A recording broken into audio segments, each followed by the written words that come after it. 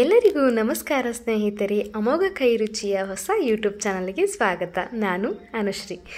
ಇವತ್ತಿನ ದಿನ ನಾನು ಬೆಂಗಾಲಿ ಸ್ವೀಟ್ ಆಗಿರ್ತಕ್ಕಂಥ ರಸಮಲೈನ ಹೆಂಗೆ ಮಾಡೋದಂತ ನಾನು ನಿಮ್ಗೆ ತೋರಿಸ್ಕೊಡ್ತಾ ಇದ್ದೀನಿ ರೀ. ಬನ್ನಿರಿ, ನಮ್ಮ ಚಾನಲ್ನ ನೀವು ಸಬ್ಸ್ಕ್ರೈಬ್ ಮಾಡ್ಕೊಳ್ರಿ. ಅದಕ್ಕಿಂತ ಮೊದಲು ಇದಕ್ಕೆ ಬೇಕಾಗಿರೋಂಥ ಇಂಗ್ರೀಡಿಯೆಂಟ್ಸು ಸಕ್ಕರೆ, ಲಿಂಬೆಹಣ್ಣು, ಕೇಸರ್, ಬಾದಾಮಿ ಮತ್ತು ಪಿಸ್ತಾ, ಏಲಕ್ಕಿ ಹಾಗೆ MTR ಬಾದಾಮ್ ಪೌಡ್ರನ್ನ ಇದನ್ನು ತೊಗೊಂಡಿದ್ದೀನಿ ರೀ. ನಾನು ಟೇಸ್ಟ್ ತುಂಬ ಚೆನ್ನಾಗಿ ಬರುತ್ತೆ. ಒಂದು ಸಲ ಟ್ರೈ ಮಾಡಿ ನೋಡಿರಿ. ನಮ್ಮ ವಿಡಿಯೋನ ಪೂರ್ತಿ ನೋಡಿ, ಸ್ಕಿಪ್ ಮಾಡಿದೆ. ಇವಾಗ ನಾನು ಅರ್ಧ ಲೀಟ್ರ್ ಹಾಲನ್ನು ನಾನು ಬಿಸಿ ಮಾಡೋಕೆ ಇಟ್ಕೊಳ್ತೀನಿ ರೀ. ಇದು ಪನ್ನೀರನ್ನ ತಗೊಳ್ಳೋಕೆ. ಇದು ಅರ್ಧ ಲೀಟ್ರ್ ಹಾಲು ಬಿಸಿ ಆಗ್ತಿದ್ದಂಗೆ ನಾನು ಇದಕ್ಕೆ ಒಂದು ಸ್ಪೂನು ಲಿಂಬೆಹಣ್ಣಿನ ರಸಕ್ಕೆ ನಾನು 2 ಸ್ಪೂನು ನೀರು ಹಾಕಿಬಿಟ್ಟು ಇದು ಉಕ್ಕು ಬರ್ತಾ ಇರೋವಂಥ ಹಾಲಿಗೆ ನಾನು 2 ಸ್ಪೂನಷ್ಟು ಹಾಕ್ತೀನಿ ರೀ. ಇದು ಹಾಕ್ತಿದ್ದಾಗೇ ಹಾಲು ಒಡೆಯತ್ರಿ. ನೋಡ್ತಿದ್ದೀರಲ್ಲ, ಈ ರೀತಿ ಹಾಲು ಒಡೆದು ಸಪ್ರೇಟ್ ಪನ್ನೀರು ಸಪ್ರೇಟಾಗಿ ಬರುತ್ತೆ.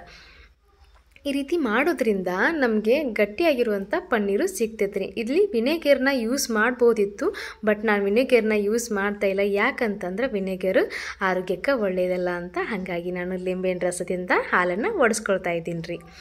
ಇದು ಈ ರೀತಿ ಕುದ್ದಾದಮೇಲೆ ನಾನು ಒಂದು ಪಾತ್ರೆಗೆ ಒಂದು ಬಿಳಿ ಬಟ್ಟೆನ ಹಾಕಿಬಿಟ್ಟು ಇದನ್ನು ನಾನು ಸೋಸ್ಕೊಳ್ತೀನಿ ರೀ. ಇದು ಪನ್ನೀರನ್ನು ಸಪ್ರೇಟಾಗಿ ತಗೊಳ್ತೀನಿ.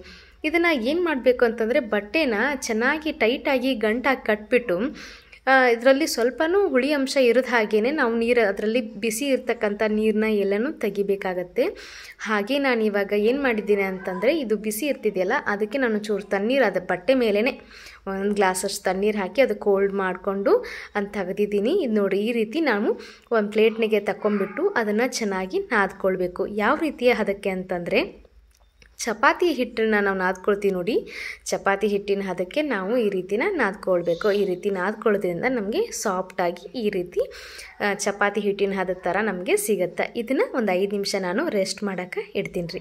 ಇದಾದ್ಮ್ಯಾಗ ನಾನು ರಬಡಿ ಮಾಡ್ಕೋಬೇಕಲ್ಲ ರಸಮಲಾಯಿಗೆ, ನಾನು ರಬಡಿ ಮಾಡ್ಕೊಳ್ಳೋಕೆ ತಯಾರು ಮಾಡ್ಕೊಳ್ತೀನಿ ರೀ. ಇದಕ್ಕೆ 1.5 ಗ್ಲಾಸ್ನಷ್ಟು ನಾನು ಹಾಲು ಹಾಕ್ಕೊಳ್ತೀನಿ ರೀ. ಹಾಲು ಹಾಕ್ಕೊಳ್ತಾ ಇದ್ದೀನಿ. ಹಾಲು ಹಾಕ್ಕೊಂಡು ಇದಾದಮೇಲೆ ಹಾಲನ್ನು ನಾನು ಚೆನ್ನಾಗಿ ಕಾಯಿಸ್ಕೊಳ್ತೀನಿ ರೀ. ಈ ಹಾಲು ಚೆನ್ನಾಗಿ ಕಾಯಬೇಕು ರೀ. ಹಸಿ ಹಾಲಿಗೆ ನಾವು ಹಾಕೋದ್ರಿಂದ ಹಾಲು ಒಡೆದು ಹೋಗುವಂಥ ಚಾನ್ಸಸ್ಸು ಭಾಳ ಇರುತ್ತೆ. ಸೊ ಹಾಗಾಗಿ ನಾನು ಹಾಲು ಪೂರ್ತಿ ಬಿಸಿ ಆದ್ಮ್ಯಾಗ 2.5 ಸ್ಪೂನ್ನಷ್ಟು ನಾನು ಸಕ್ಕರೆನ ಹಾಕ್ಕೊಳ್ತಾ ಇದ್ದೀನಿ ರೀ. ಸಕ್ಕರೆ ಹಾಕ್ಕೊಳ್ತಿದ್ದ ಹಾಗೆ ಇದು ಸ್ವಲ್ಪ ಬಿಸಿ ಆಗತ್ತೆ ನೋಡಿ. ಈ ರೀತಿ ಸ್ಪೂನಿಂದ ಕೈ ಆಡಿಸ್ಬೇಕು ರೀ. ಈ ರೀತಿ ಕೈ ಆಡಿಸ್ತಿದ್ದಾಗೆ ಸಕ್ಕರೆ ಸ್ವಲ್ಪ ಕರಗತ್ತೆ. ಇದಾದಮೇಲೆ ನಾನು ಅದಕ್ಕೆ MTR ಬಾದಾಮ್ ಪೌಡ್ರನ್ನ ಒಂದು 2 ಸ್ಪೂನಷ್ಟು ನಾನು MTR ಬಾದಾಮ್ ಪೌಡ್ರನ್ನ ಹಾಕ್ತೀನಿ ರೀ. ಇದು ಹಾಕೋದ್ರಿಂದ ರೀ ಟೇಸ್ಟು ತುಂಬ ಚೆನ್ನಾಗಿ ಬರುತ್ತೆ. ಹಾಗೆ ಹಾಲು ಕೂಡ ಗಟ್ಟಿಯಾಗಿ ಅನಿಸುತ್ತೆ, ನಮಗೆ ರಬಡಿ ಗಟ್ಟಿಯಾಗಿ ಸಿಗುತ್ತೆ. ಆಮೇಲೆ ನಾನು ಕಟ್ ಮಾಡಿರ್ತಕ್ಕಂಥ ಬಾದಾಮಿ ಪೀಸ್ನ ಹಾಕ್ತೀನಿ ರೀ. ಆಮ್ಯಾಕ ಮತ್ತೆ ನಾನು ಕಟ್ ಮಾಡಿರ್ತಕ್ಕಂಥ ಪಿಸ್ತಾಗಳನ್ನ ಹಾಕ್ತೀನಿ ರೀ. ಪಿಸ್ತಾ ಹಾಕಿದಾದಮೇಲೆ ಇದು ಒಂದು ಸ್ವಲ್ಪ ಚೆನ್ನಾಗಿ ಕುದಿ ಬರಬೇಕು. ಕುದಿ ಬಂದಾದಮೇಲೆ ಕುಟ್ಟಿ ಪುಡಿ ಮಾಡಿಟ್ಕೊಂಡಿರತ್ತ ಏಲಕ್ಕಿ ಪುಡಿನ ನಾನು ಹಾಕ್ತೀನಿ ರೀ. ಏಲಕ್ಕಿ ಪುಡಿ ಹಾಕಿದ ಆದಮೇಲೆ ಸ್ವಲ್ಪ ಕುದಿ ಬರುತ್ತೆ ನೋಡಿರಿ. ಆವಾಗ ಮತ್ತೆ ನಾವು ಕೇಸರಿ ದಳಗಳನ್ನ ಹಾಕೊಂಡ್ರಿ. ಕೇಸರಿ ಹಾಕೋದ್ರಿಂದ ಒಳ್ಳೆ ಪರಿಮಳ ಹಾಗೆ ಟೇಸ್ಟು ಕೂಡ ತುಂಬ ಚೆನ್ನಾಗಿ ಬರುತ್ತೆ. ಹಾಗಾಗಿ ನಾನು ಕೇಸರಿನ ಹಾಕ್ತಿದ್ದೀನಿ. ಇದರಲ್ಲಿ ನಾನು ಯಾವುದೇ ಎಕ್ಸ್ಟ್ರಾ ಕಲರ್ನ ಆ್ಯಡ್ ಮಾಡ್ತಾ ಇಲ್ಲ, ನ್ಯಾಚುರಲ್ ಆಗಿ ಮಾಡ್ತಾ ಇದ್ದೀನಿ. ಆಮೇಲೆ ಇದು ರೆಡಿ ಆಯಿತು. ಇದು ಸೈಡಿಗೆ ಇಟ್ಬಿಡೋಣ, ಇದು ಕೋಲ್ಡ್ ಆಗಲಿ. ಇದಾದ್ಮೇಲೆ ನಾವು ಏನು ಮಾಡೋಣಪ್ಪ, ಥರ್ಡ್ ಪ್ಯಾಟರ್ನಿಗೆ ನಾನು ಒಂದು ಪಾತ್ರೆಗೆ 1 ಗ್ಲಾಸ್ನಷ್ಟು ನೀರು ಹಾಕಿಬಿಟ್ಟು ಅದಕ್ಕೆ ಒಂದು 2 ಸ್ಪೂನಷ್ಟು ನಾನು ಸಕ್ಕರೆನ ಹಾಕ್ತೀನಿ ರೀ. ಸಕ್ಕರೆ ಹಾಕ್ತಿದ್ದಾಗೆ ಇದು ಕುದಿ ಬರುತ್ತೆ ನೋಡಿರಿ, ಚೆನ್ನಾಗಿ ಕುದಿ ಬರ್ತಾ ಇರಬೇಕು. ಇದಾದಮೇಲೆ ನಾವು ಏನು ರೆಸ್ಟಿಗೆ ಇಟ್ಟಿದ್ವಲ್ಲ ಪನ್ನೀರನ್ನು, ಅದನ್ನು ತಗೊಂಬಿಟ್ಟು ಮತ್ತೆ ಚೆನ್ನಾಗಿ ಸ್ವಲ್ಪ ನಾದಿದಾದಮೇಲೆ ನಾನು ಚಿಕ್ಕ ಚಿಕ್ಕ ಉಳ್ಳೆಗಳನ್ನ ಮಾಡಿಟ್ಕೊಂಡು ಮಧ್ಯ ಪ್ರೆಸ್ ಮಾಡಿಟ್ಬಿಟ್ಟು ಈ ರೀತಿ ಶೇಪ್ನ ಮಾಡ್ಕೊಳ್ಳೋಣ. ಇದಾದಮೇಲೆ ನಾವು ಈ ಸಕ್ಕರೆ ನೀರನ್ನ ಏನು ರೆಡಿ ಮಾಡಿದ್ವಿ ನೋಡಿ, ಇದರಲ್ಲಿ ಒಂದೊಂದಾಗಿ ಅದರಲ್ಲಿ ಹಾಕೊಳ್ಳೋಣ. ಇದು ಹಾಕುವಾಗ ಸೈಜು ತುಂಬ ಸಣ್ಣದನ್ಸುತ್ತೆ.